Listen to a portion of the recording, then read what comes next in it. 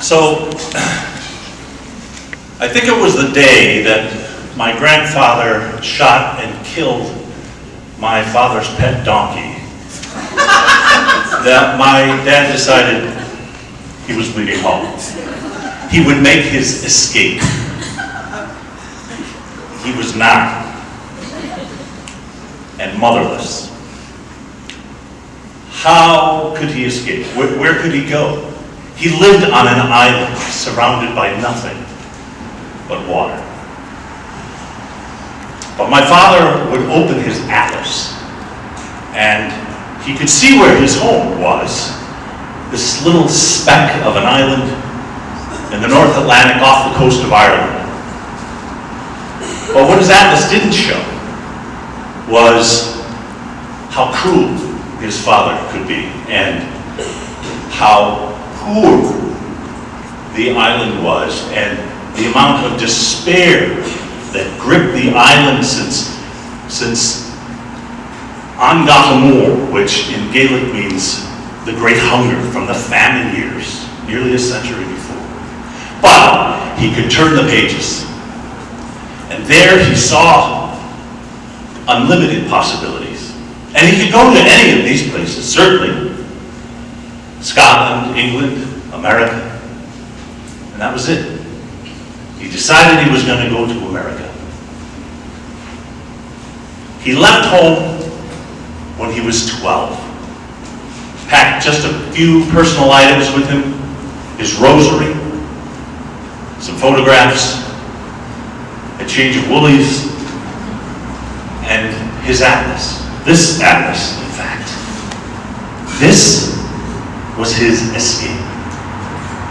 He went to Scotland first, as a field hand, tacky holder as we call them.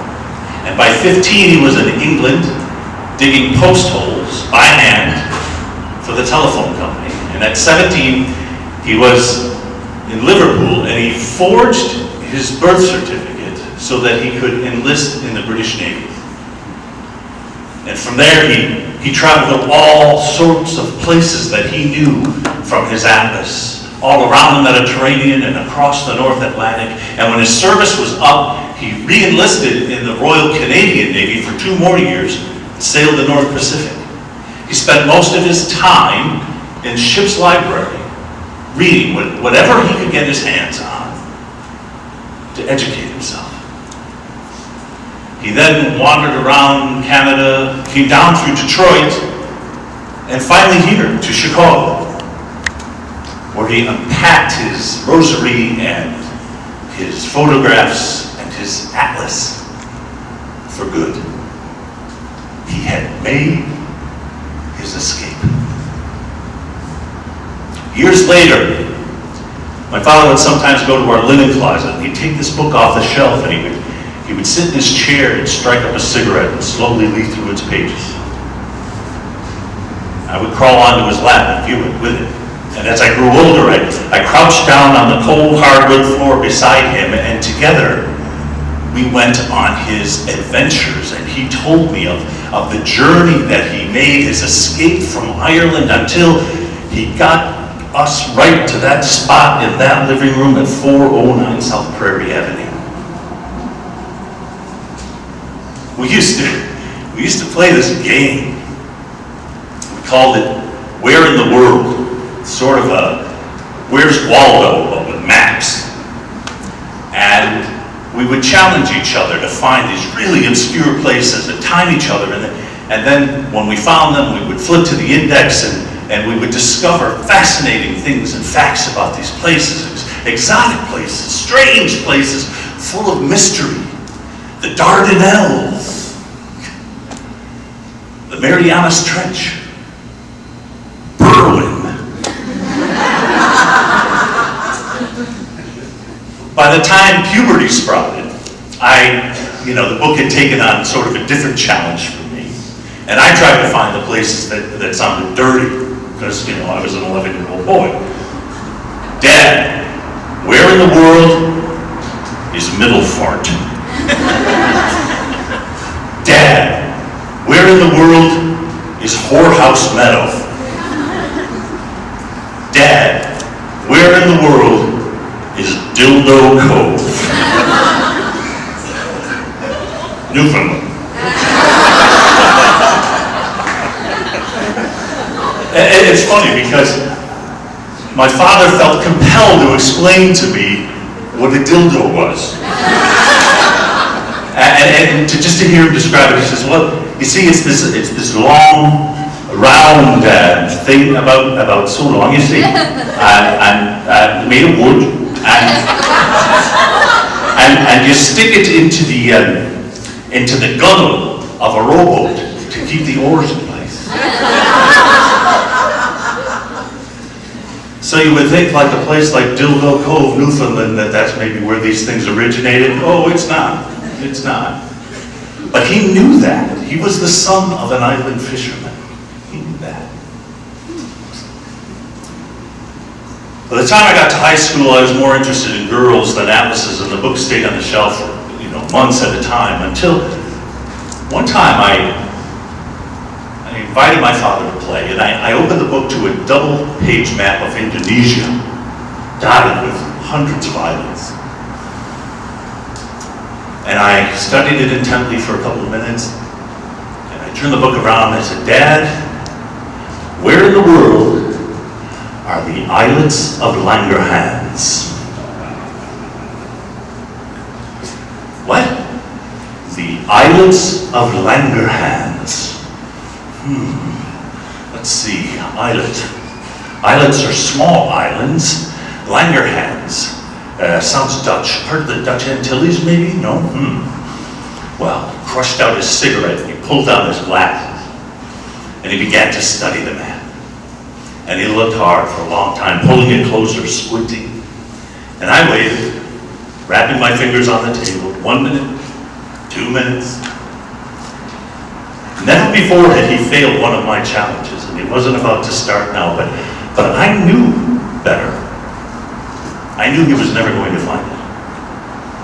The glasses slipped to the tip of his nose, and I was bursting inside because, one, I knew he would never find it, and two, I was finally about to outsmart my old man. Well, he threw his hands up in the air and he says, I don't know, and I never hear of it neither. And I said, well, Dad, that's because it's in your liver. It's part of your pancreas, Dad. It's the cluster of cells that produce insulin. Yeah, I learned that today in biology class. My father just fumed. He put his head down for a moment, and then he shouted, Amazon! And he grabbed the book out of my hand and he stormed out of the room. Amazon is an Irish word. It means fool. I had made a fool of my father. The proud man who, as a boy, spent hours hunched over a book of maps, dreaming what he must have thought once to be impossible. And I had made a mockery of that. We never played the game again. Now,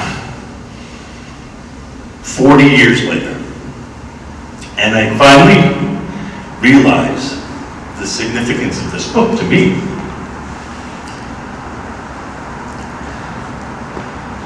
I have, in the intervening years, lived my life and my career as an engineer became very focused on a very specific thing, designing packaging systems to transport temperature-sensitive biological drugs and vaccines to regions around the world.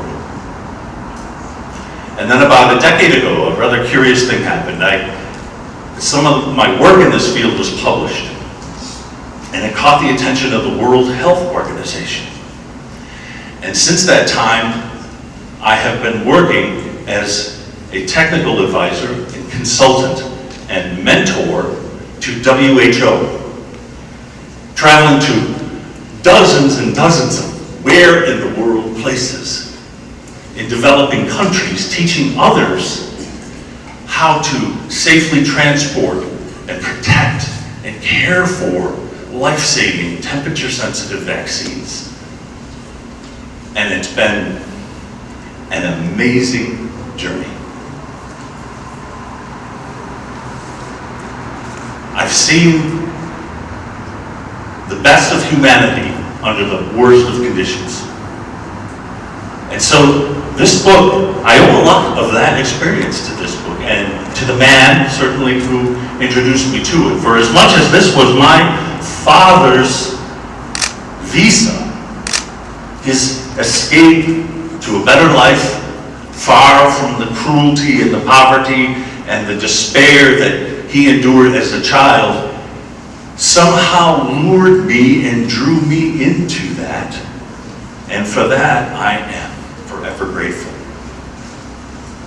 That, and I relish in the fact that I have in fact been to Middelfart.